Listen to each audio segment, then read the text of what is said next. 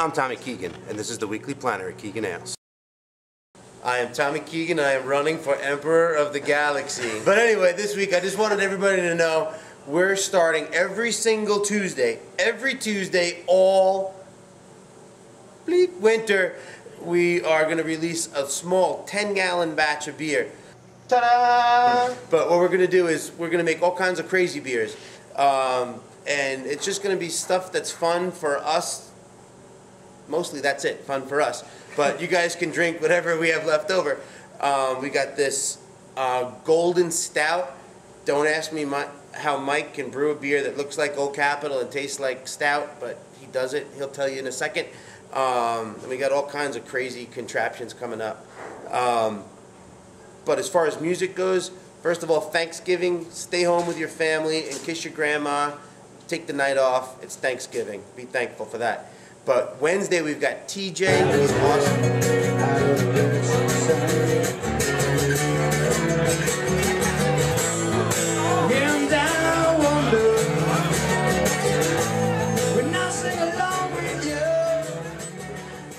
And Friday we've got $2 Goat. That is going to be huge.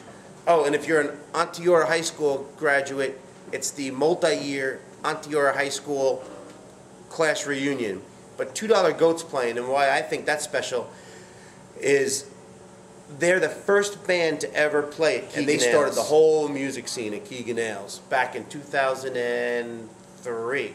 That was 7 years ago, and they're still going strong and playing here. Same group, same lineup, total riot. So they'll be here Friday. Saturday we've got Jimmy Eppert and some of his buddies playing. Any of you youngsters that know Joey Eppert, it's his dad who taught him everything he needs to know. Jimmy is a legend in his own right. And then on Sunday is Connor Kennedy, speaking of the Kennedys, is playing here. And that should be a hoot too. How do you take a beer and make it taste like stout, but look like golden ale? Simply using a lot of wheat for body. Like some stouts are typically heavier in body.